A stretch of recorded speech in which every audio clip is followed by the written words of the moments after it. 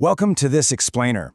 Today, we're unpacking a concept that is going to completely shatter the way most of us were taught to think about money and our careers. I mean, from a super young age, we're handed this really simple equation, right?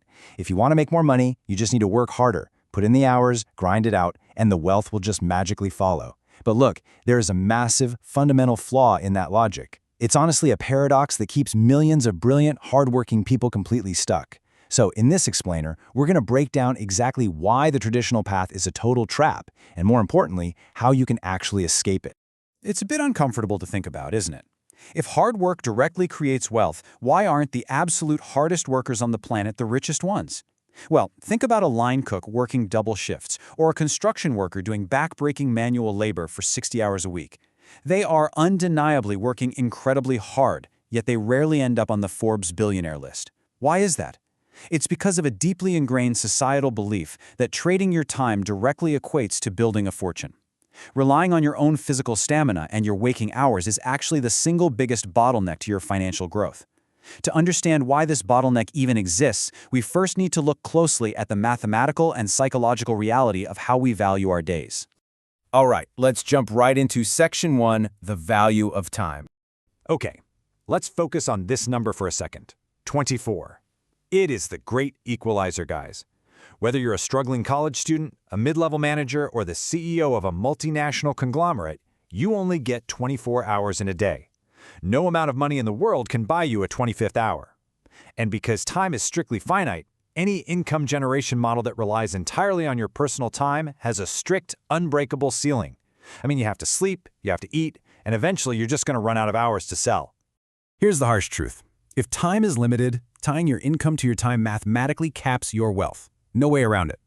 This is the ultimate psychological trap of the rat race. People falsely believe that simply putting in a few more hours of overtime or maybe picking up a second hourly job will eventually lead to financial freedom. But really?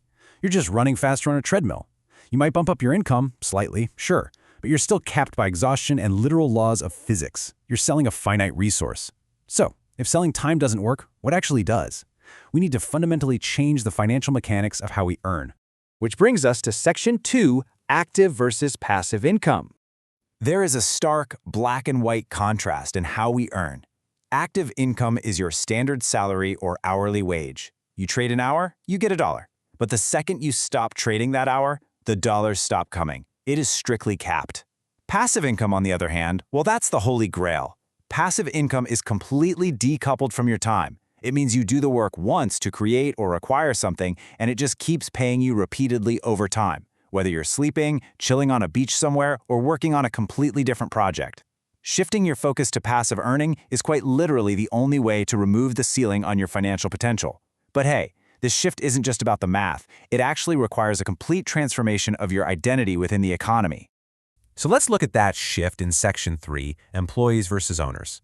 There's a massive psychological divide happening here. The employee mindset is entirely focused on selling time for immediate, predictable security. And honestly, it feels safe. You show up, you do the work, you get paid. But at the end of the day, you're ultimately building someone else's dream.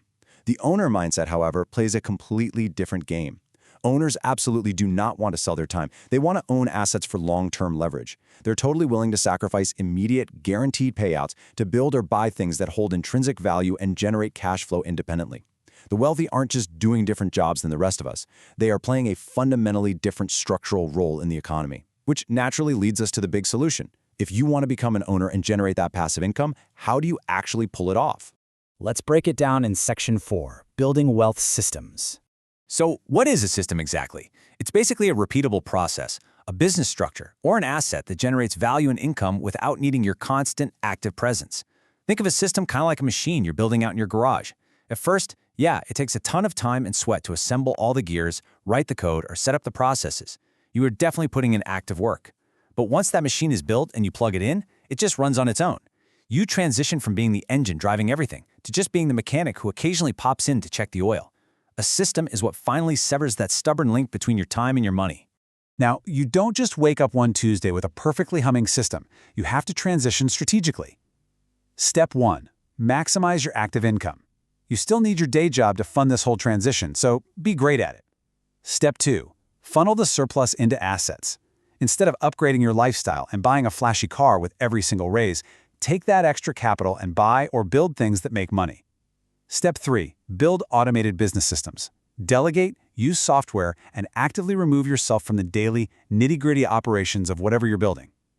And finally, Step 4. Create multiple passive income streams. Never ever rely on just one machine. You want an entire factory of these systems working for you around the clock. And what exactly are these machines made of?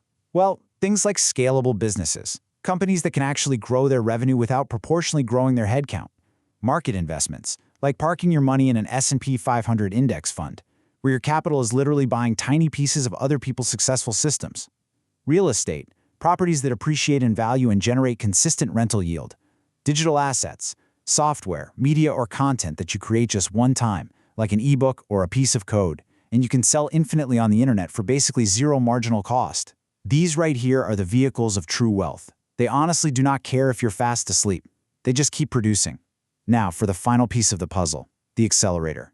Once you start building these systems, how do you scale them to massive wealth? Let's talk about the secret sauce in Section 5, financial leverage. Financial leverage is essentially the use of capital, technology, or other people's time to just drastically multiply the outcome of your own efforts. The ancient Greek mathematician Archimedes famously said, "Give me a lever long enough and a fulcrum on which to place it, and I shall move the world." Well, wealth generation works the exact same way. If you only use your own two hands, you can only lift so much, right? But if you use technology, like a software program that serves millions of users simultaneously, or if you hire a whole team of smart people to execute your vision, you're using leverage to completely detach your physical limitations from your earning potential. Simply put, leverage turns 1 hour of your effort into 1,000 hours of results. If you write a brilliant piece of software in 1 hour, and 1,000 people download and use it, your single hour of work just yielded 1,000 hours of impact and revenue. You have officially shattered that 24-hour rule we talked about at the very beginning of this explainer. You aren't just stepping off the treadmill anymore, you are literally strapping on a jetpack. Which brings us right back to our core philosophy today. The richest people don't simply work harder, they build systems that keep working. It's an incredibly empowering realization when it clicks. It means wealth isn't just reserved for those who simply suffer through more hours of pure exhaustion. It is reserved for those who are strategic enough to stop selling their time and start engineering systems. So I'm going to leave you with this final, somewhat provocative question to really chew on today. Take a good, hard look at your daily routine, your current job, and your overall financial trajectory. Are you building a system, or are you just operating someone else's? It's time to take ownership of your time and start building your own machine.